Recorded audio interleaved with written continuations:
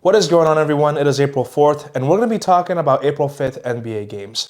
Everything is just going downhill today. My NBA games, Nuggets won, okay, which is great, so I'm very happy about it. The Wizards covered at the at the last 5 minutes of the fourth quarter by 2 points, and the Pistons dominated the 76ers.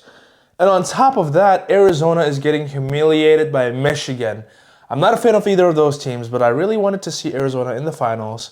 But I guess we'll just see Michigan taking everything away. But don't underestimate the UConn Huskies as well. Anyways, let's talk about April 5th, Sunday NBA slates. Make sure you like, subscribe, comment down your pick of the day, and share this video with your friends. There is 11 games, so we're going to go a little bit fast, but we're not going to rush it, okay?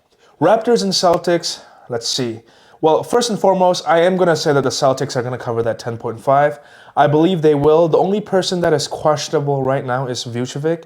Besides him, Brown is playing, Jason Tatum is playing. Those two playing, being at home. On top of that, Emmanuel Quickly is at the moment out with foot injury as of right now, so make sure you check out the most the most recent injury report list when you have time. The last time they faced each other, the Celtics won by 8 points at home.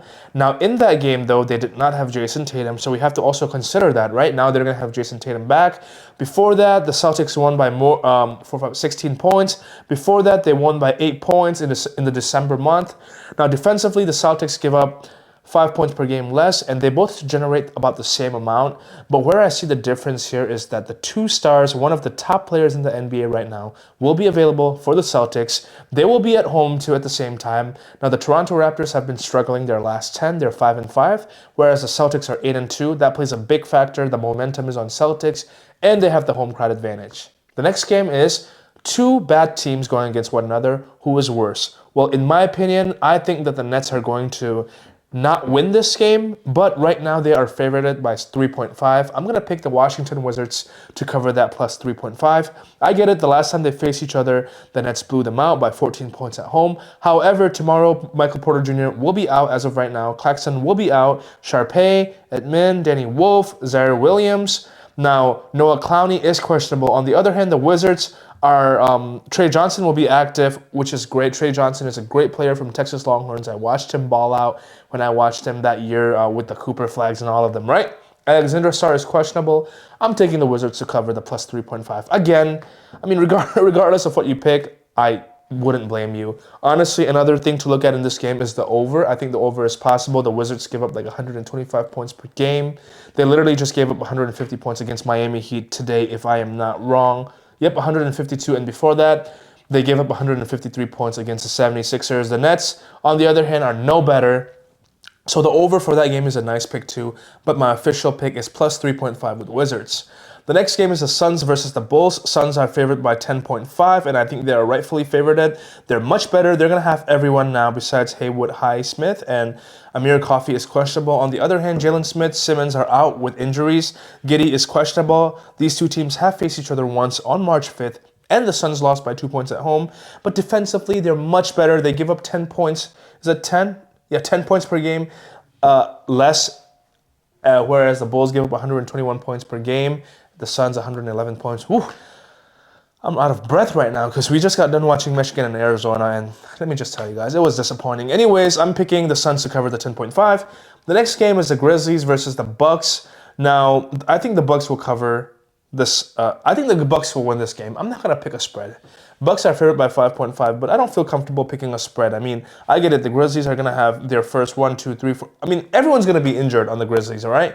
The Bucks will, however, have players like Miles Turner, Kyle Kuzma, Raul Rollins is questionable, AJ Green will be playing. At least they have better players, whereas the Memphis Grizzlies are probably going to send up G League players or, the bench of the bench players. I don't know. But I'm picking the Bucks to win this game at home. They're both bad teams, so regardless of who you pick, you're not wrong. But I do believe that Bucks money line is the right pick in this game. The next game is the Cleveland Cavs versus the Pacers. Cavs are favored by 17.5.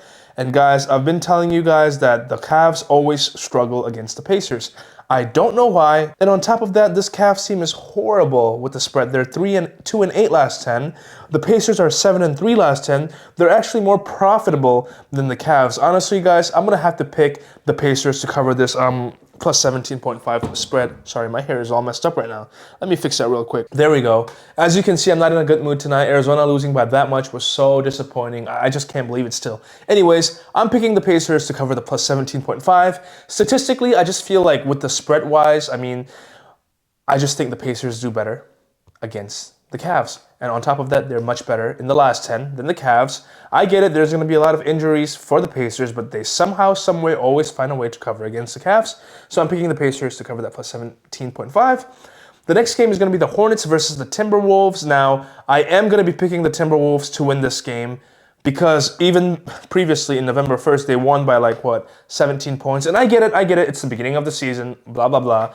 But Anthony Edwards is questionable. I get it, Hornets are 8-2 last 10. I get all of these scenarios, but I'm still picking the Timberwolves to win this game at home because I just think they're a better team. I think they have more experienced players. I mean, the Hornets are good too, don't get me wrong, but they're just having a good season. You know, they haven't proven to me that they're consistently a good team.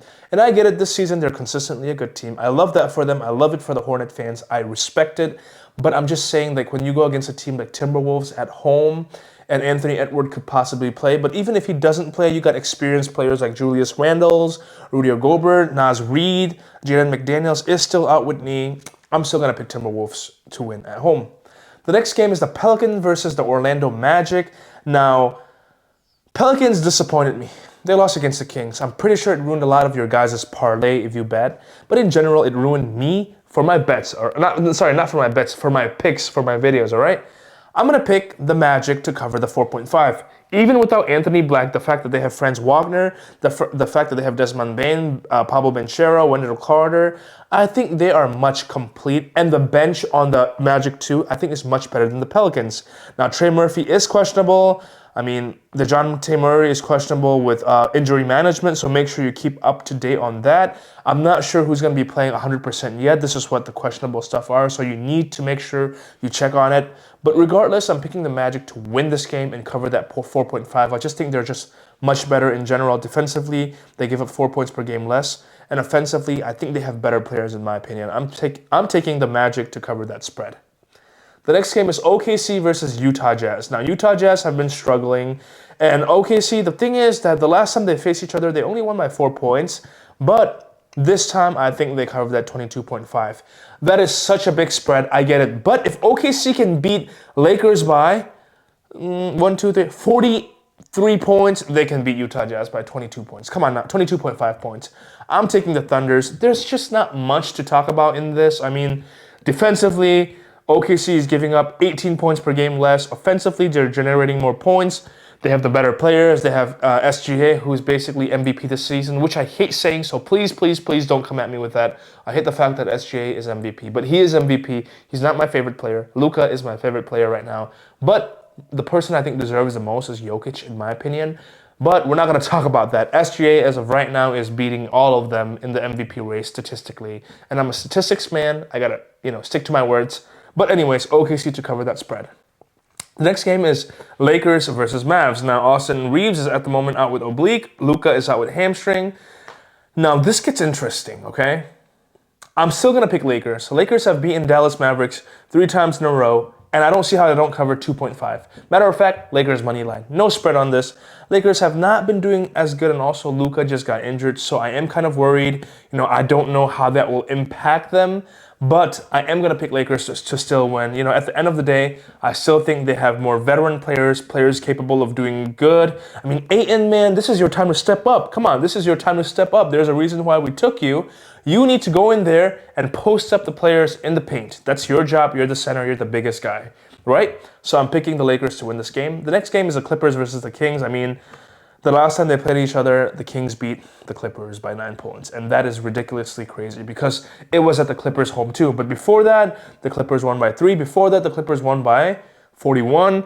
Defensively, I mean, honestly, guys, I'm picking the Clippers to cover the 11.5. I get it, but the Clippers they're going to have everyone. I mean, Mathurin, Garland, even though I hate Mathurin, he's been doing really well. On top of that, Kawhi is going to be playing. Kings is going to be without Russell Westbrook, Zach LaVine, Hunter, Keegan, Sabonis. They will have DeMar DeRozan, but one player is not it. I mean, Clippers, they should be better. They're better defensively. They give up 8 points per game less than the Kings. Offensively, they have the better players as of right now. I'm picking the Clippers to cover that 11.5. And the last game of the day is the Rockets versus the Warriors. Now, Steph Curry is questionable with knee. I think that is why the spread is only 4.5, but I don't care. I'm taking the Rockets to win this game. I get it, the last time the Warriors won by 2 points against the Rockets at the Rockets Stadium. And before that, though, the Rockets did win by 4 points in November. Now, defensively, the Rockets give up 6 points per game less, while offensively, they're about the same. I'm going to pick the Rockets to win. They have everybody. Yeah, Steph Curry, he's questionable. He could come back. But Jimmy Butler, Moses Moody, Post, Hofford, they're still out as of right now. And even if Curry is back, I mean, I get it. The Warriors have been doing decent, and they're scoring without him. But Rockets, too, they're doing really well. The last 10, they're 7-3. I'm picking Rockets to win this game. That is all for today. Make sure you like, subscribe, comment, and I'll see you guys next time.